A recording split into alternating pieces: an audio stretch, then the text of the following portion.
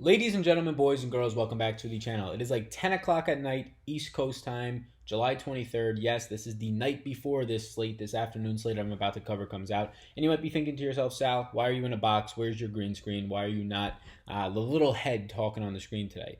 I am moving tomorrow to North Carolina early in the morning, leaving in like 6 hours from now.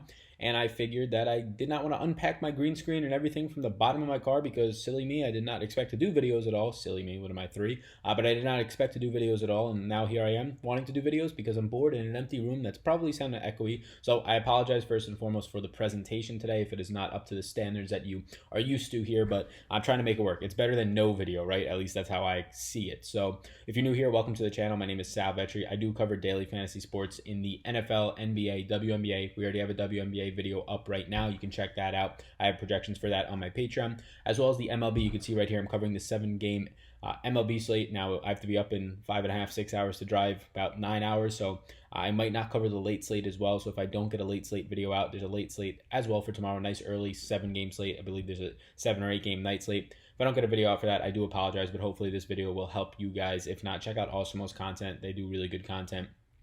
They'll have definitely some shows before the late slate. So anyways, that is the gist as to why some things are different. I apologize if there's also an echo. I'm in an empty room. I'm literally moving out. I'm sitting on a mattress with nothing on the walls. It's white.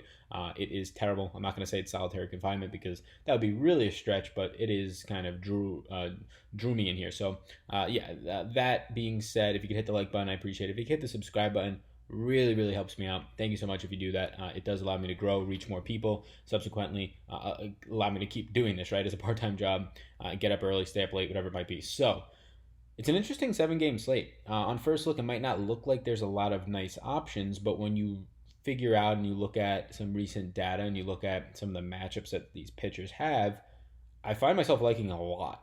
And that's scary for a 7-game slate where you have 14 pitchers. And again, this is 10 o'clock at night, so for some reason the probables change by tomorrow. I do apologize. Right now I'm working with the information that the MLB and the teams have already given out, which is their probable pitchers for tomorrow. If something changes between now and 10 a.m. tomorrow or whenever they would change that, I do apologize. So yeah, we'll start at the top, but right now I have 6 players kind of starred, and I could potentially even get to 7. Realistically, I think I will have 6, and I think I'm going to switch, now that I'm thinking about it, one of the players. So we're going to get to that right away. So Justin Verlander is $12,100. He's $1,700 more than the next most expensive player on the slate in Mike Minor. I don't think he deserves that. Usually I will say Verlander deserves to be that much more expensive. I don't think so. Now, that's not to say that Verlander's overpriced, but that is to say that Minor might be a little bit underpriced today on this slate, and I do think he is. $10,400 for how good he has been, how deep he's working into games. I do believe that Minor is probably $400 to $500 too cheap for a 7-game slate. So we'll talk about Verlander. $12,100. There's a lot to like. The guy averages almost 26 fantasy points per game.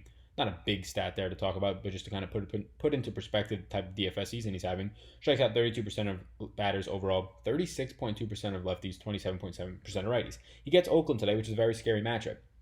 Since June 1st, the last 50 games or so, they are really good in terms of limiting strikeouts. They only strike out 22.5% of the time against right-handed pitching, which is bottom 3 on this slate. So that's not good for Verlander. Sure, he has great stuff, but it doesn't help when the team he's facing is a bottom 5 team in the league since June 1st, striking out against righties.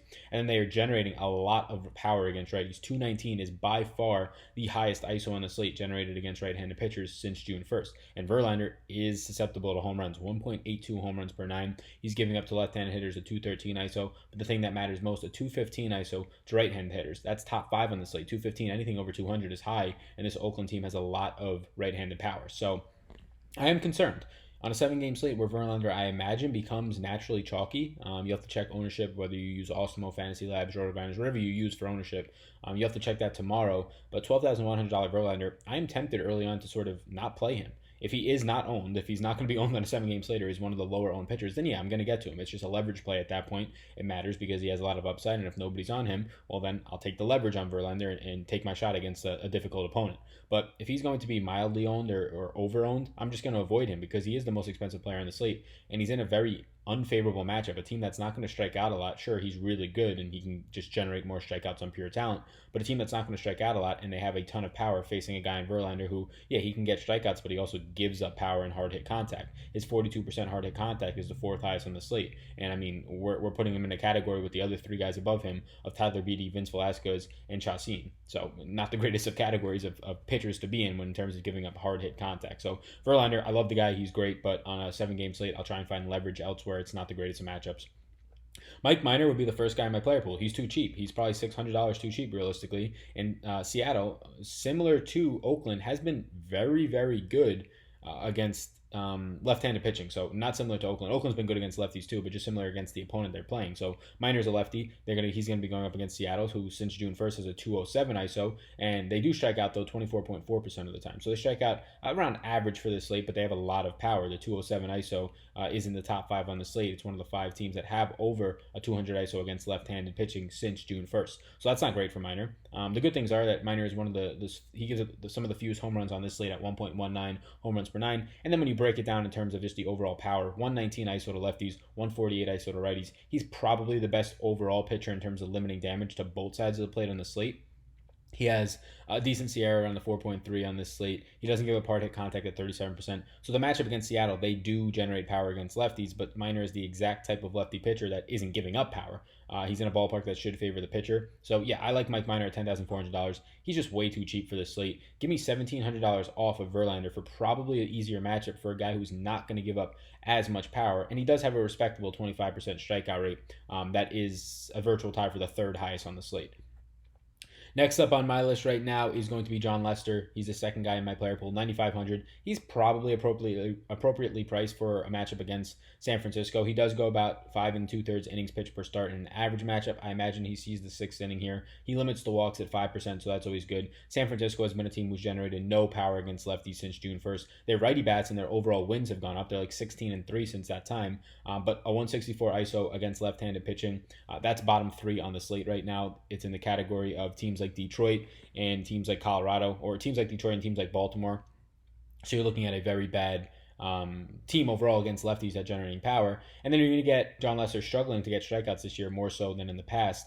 And the team that he's facing against lefties is going to strike out around average at 24%. So at 9,500, this is more of like a cash play. It's going to be safe. I think the upside is there if he can find his way into the 7th inning. You're not looking at a ton of strikeouts here because San Francisco they don't strike out a ton, and Lester doesn't generate a lot of strikeouts, so I don't know where he's going to be pulling them from. But you are going to be looking at limited damage just because he's pitching in San Fran. It's kind of obvious the ballpark that he's playing in there, and he's facing the Giants. So Lester is sort of the safety cashier type play. Turn that off. So yeah, you get those two guys in my player pool. The next one would be Mike Leake. Mike Leake at 8,600. He just went for the complete game. He's had a very 9-inning complete game. I believe it was a shutout, but either way, he's had a very up and down type season. But he is averaging the 3rd deepest into the games in pitching so far this year in terms of innings pitched. 6.21 is only trailing Justin Verlander and Mike Minor. So you're getting a pretty significant discount in terms of how deep he goes into the games at 8,600 compared to those guys. Only gives up 3.7% of walks. The issue with Mike Leake, though, he's facing Texas today. So overall, Texas strikes out the most against either handedness. He's a righty. They strike out 27.8% of the time since June 1st against righties. And then they're also only averaging 171 ISO, which is league average ISO against righty. So a favorable matchup for Leach in terms of strikeouts and a neutral matchup in terms of power. The problem with Leach is that he gives up 1.74 home runs per 9 and he generates no strikeouts. So he has to work deep into the games. On a 6-game slate or a 7-game slate, I am fine getting there at 8,600. Again, he's sort of this safer type play like Lester is, except he's a little bit cheaper. And he doesn't have as much strikeout stuff, so it almost balances it out. But I am interested in League at 8,600. Then I take a dive down, and now I'm into 3 pitchers in a row. So the first one is Tyler Beede against the Cubs. This Cubs team is a little bit overrated, I would say, in my opinion. Beede so far this year, and I guess we should look at the Cubs a little bit more, against right-handed pitching. Since June 1st, the Cubs are batting 196 in terms of their ISO. In terms of striking out, it's 24.5%. So around neutral to a favorable slot for strikeouts for Beede. Not that great in terms of the power, but Beede does limit power to righties. What you're going to look at here against Beede is sort of a Schwarber and an Anthony Rizzo. I really like them as one-offs. $7,000 for Beede, though, is worth mentioning. The more I talk about him and the more I'm kind of saying this out loud, I'm probably going to pivot away from Tyler Beede. The thing that I do like the most, though, is that he does have the upside to get you strikeouts at 25.5% against righties, but against lefties, it's just not there. I'd rather target the Chicago Bats, primarily Anthony Rizzo, maybe a Jason Hayward, definitely a Kyle Schwarber against Beede. So I'm going to kind of take him out of the player pool. So let's go on to the next one. Vince Velazquez. Vince Velazquez scares the shit out of me. Vince Velazquez gives up a 260 ISO to lefties, a 282 ISO to righties. He walks 9% of batters. He gives up 2.52 home runs per nine. He has the second highest hard hit percentage at 46.2%. Everything about Vince Velazquez is disgusting. He's a starting pitcher who was a former reliever, so his 28.1% strikeout rate against righties is probably going to come down. He doesn't work deep into the games. You're very lucky if you get Vince Velazquez to hit the fifth inning. Usually he pitches 4 innings because then he just can't get out because of giving up damage, or he's just not stretched out enough still from being a bullpen pitcher. But he's $6,200 on the slate today, and he gets the team in Detroit that strikes out the most against right-handed pitchers since June 1st. So that's favorable for him, and they also don't have that much power. A 159 ISO is against right-handed pitchers is the lowest on the slate. So in terms of this slate, he has the weakest team, the weakest opponent against righties, and the team that strikes weakest opponent in terms of power, and the team that strikes out the absolute most. So yeah, Vince Velasquez is a disgusting pitcher, but we're factoring that he's 6,200. What do I need out of Vince Velasquez? I want 10 fantasy points on a 7-game slate. Give me 10 fantasy points. Get me 4 to 5 strikeouts and just don't give up a ton of runs. I don't even care if you get to 5 innings for the win. That's just a bonus. This matchup is very hard to ignore. If he goes 4 innings, if he gets 5 Ks, if he limits the damage, he's going to get you 12 fantasy points. That's all you could ask for from 6,200 out of him. If you're looking for a cheap pitcher, Vince Velasquez would be the first guy I'd go to. The second guy would be Chacin at $6,000 flat against Cincinnati. He's had success in this matchup twice this year, going for 20 plus fantasy points. He's a guy who also has strikeout stuff against right-handed hitting, 26.3%. Now he doesn't strike out any lefties at 11%, which kind of skews his K percentage to 18.6. He'll face primarily righties. At least the power righties in this lineup will come in Cincinnati from the right-handed side. 26.3% strikeout rate against them. Cincinnati since June 1st against right-handed pitching, well, they're striking out 24% of the time. That's average, but they're also generating only a 174 ISO. So what you're looking at Chacin here is an average pitcher facing an average opponent this year who has an above average strikeout rate against their primary handedness of right-handed batters. Again, 26.3%. Again, I'm trying to justify you paying for a $6,000 pitcher. You should know that built in based on the price, these are bad pitchers. You're lucky if they go 5 innings. Based on all of their Sierras, a 5.18 for Chacin, a 5.05 for Beede. 4.27 isn't terrible for Velazquez. It's a little bit better. But all these pitchers are terrible. They're bad pitchers. You're looking for the one based on matchup, based on just overall upside for strikeouts or how deep they go into the games, one that can get you literally 10 fantasy points if you're looking at guys at 6,000 or below. So Chacin would be another guy in the player pool. After that, I don't want anything of Eric Feed. I don't care that he's facing Colorado. He doesn't work deep enough into the games. He strikes out nobody. 9% of righties is not good. Taylor Clark, you should be stacking all of Baltimore today. Clark gives up 283 ISO to lefties, 310 to righties. And then Jordan Zimmerman. Jordan Zimmerman is broken. I feel bad for the guy. The last time out there, he looked absolutely pitiful. He is going to be going up against the Phillies, and there's no way I get to this guy at all. So just to recap, I do like Mike Minor, I do like Jon Lester, I do like Mike Leake, and then going down a little bit more, I like Vince Velasquez and Chacin. Those are 5 pitchers. Now, obviously, it's a 7-game slate, so when you get a guy like Justin Verlander, who has the highest strikeout rate by far in the slate, let's not count Lucas Sims in his very limited starts and his 41% strikeout rate against lefties. He has a very limited sample, but if you take him out, Verlander's 32% overall K rate is 7% higher than anybody else in the slate. That's hard to ignore. He goes the deep into the games at 6.58.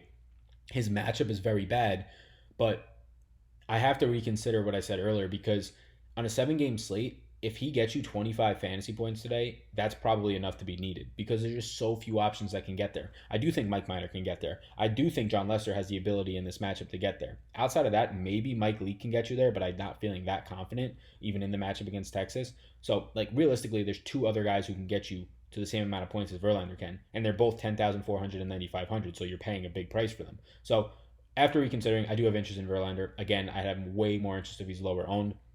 So just talking about the 6 guys I have interest in: Verlander, Minor, Lester, Mike Leake, Vince Velasquez, and Chacin. I'm going to take Tyler Beede out of there. I'm going to add Verlander in because of the fact that Verlander just has so much more dominant strikeout stuff on the slate. Now, his opponent that he's going up against just doesn't strike out at all against right-handed pitching over the last since June 1st, which is very scary, and they have the highest ISO on the slate against righties at 219. So all those things are scary. The fact that Verlander's price is scary is up there. He's not my first priority today.